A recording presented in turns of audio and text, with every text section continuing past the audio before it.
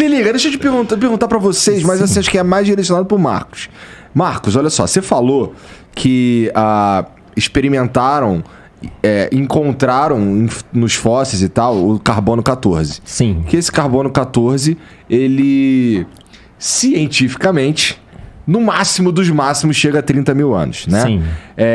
Esse carbono, só pra eu fazer uma pergunta mais sólida, esse carbono 14 é encontrado em qualquer fóssil. Se eu pegar essa trilobita aqui, eu acho? Sim. Eu acho. Olha, que acontece... E aí chega na seguinte pergunta, que é, se isso é algo que é facilmente observável e as pessoas, e cientificamente a gente sabe que o carbono 14 chega no máximo a 30 mil anos, por que a ideia do design inteligente não é a ideia mainstream? Por que ela é, não sei, esmagada? Ótima pergunta aí, Igor. Eu vou colocar a minha posição. Veja bem, a ciência nasceu com a percepção de que havia Deus. Deus é o autor e consumador da ciência. A ciência nasceu com o entendimento que o homem teve, que ele foi feito à imagem e semelhança de Deus. Portanto, ele tinha a mente de Deus e entenderia o universo. Os grandes pais da ciência são todos homens que criam em Deus, poucas mulheres no início.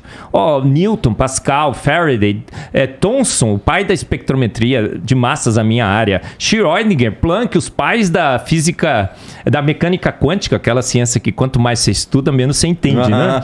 Todos eles criam em Deus. Olha, os 90% dos ganhadores de prêmios Nobel, homens que criam, que creem, que continuarão crendo em Deus, porque as estatísticas não estão mudando, Igor. 67% de cristãos, 22% de judeus, só 10% de ateus. Porque eu brinco, né? O pessoal diz que cientista bom é cientista ateu, mas parece que as estatísticas mostram diferentes, não é? Parece que crer em Deus te leva até uma chance maior de você ganhar o prêmio Nobel. A ciência nasceu com essa percepção, mas em 1859, Darwin escreveu um livro, A Origem das Espécies.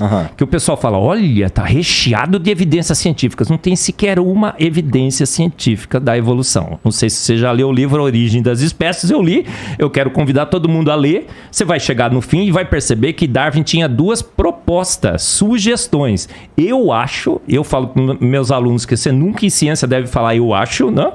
Se você acha, volta para casa, quando você tiver certeza, você fale. Ele fala, eu acho que modificações ao longo de milhões e milhões de anos criaram a vida, sofisticaram a vida. A criação de vida, ele nem sabia como a vida tinha surgido.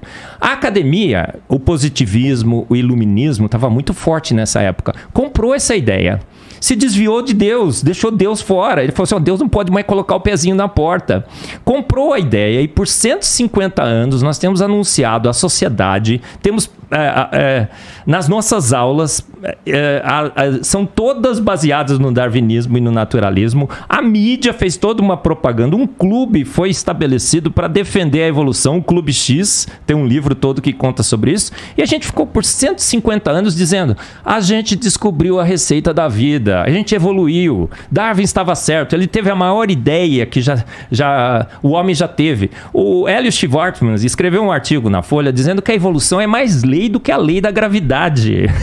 Pode? Eu brinquei no meu Face, né? Porque eu sou meio irreverente assim, né? Russo, alemão e tudo. Falei, cara, eu jogo pedra pra cima e ela cai na minha cabeça. Eu nunca joguei um chimpanzé e caiu um humano, né? Mais lei do que a lei da gravidade? A gente ficou anunciando por 150 anos. Isso é um espantalho. Ninguém fala que o humano veio do chimpanzé. Eu sei, a gente veio de um ancestral símio comum, tá? Aí que estamos em árvores diferentes da vida. Eu falo sobre isso no meu livro. E aí o que acontece? Agora, a gente descobriu que a vida é jovem na Terra. A Terra é jovem. A gente descobriu que Darwin estava nu, completamente nu. Olha, sequer a gente conseguiu uma evidência durante esses 150 anos. A Revolução nasceu sem evidências científicas, continua sem evidências científicas e está morrendo sem elas.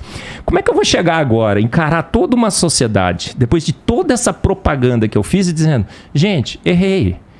Eu estava errado.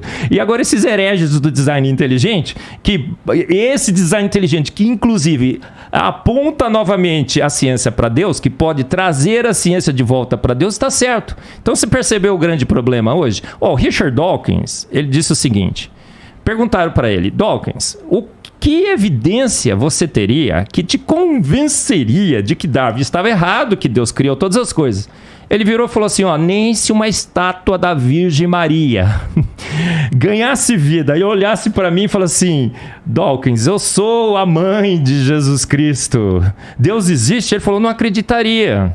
Então, a gente tem um pacto hoje, um dogma com a evolução, 150 anos, cientista não gosta de dizer que errou, e a gente está tentando, eu brinco, é uma luta de boxe, o boxeador está nocauteado no chão, o juiz só está terminando a contagem está assim, ó, 156, 157, 158. E a gente está relutando para admitir o óbvio. É isso que faz com que a academia hoje não admita o óbvio, que a Terra é jovem, a vida na Terra é jovem, que Darwin errou, infelizmente. Não existe um lugar na academia onde se possa debater esse... Existe a teoria do design inteligente, existem os defensores da teoria do design inteligente. Academia. São cientistas. O Rodrigo citou aqui a lista dos dissidentes de Darwin. São mais de 1.000 cientistas de extrema competência acadêmica. Só tem um problema. Permita-me interromper. Sim. Eu sinto que lá fora do Brasil existe mais pluralidade de ideias. Por exemplo, você vê... Eu conheço muitos nos Estados Unidos que são paleontólogos com PhD, todos com PhD, nenhum com mestrado, PhD. Paleontólogos, biólogos, primatólogos, né? Primatólogos, pessoas que estudam primatas e tudo. E quando eles estudam lá, eles usam método científico, eles usam laboratório, eles têm a bolsa do governo, como qualquer outro. Aqui no Brasil, não. Aqui no Brasil a coisa é mais engessada. Você está entendendo? Lá, por exemplo, você pode falar de design inteligente dentro de uma universidade. Lá não tem problema nenhum. Aqui a coisa é mais embaçada.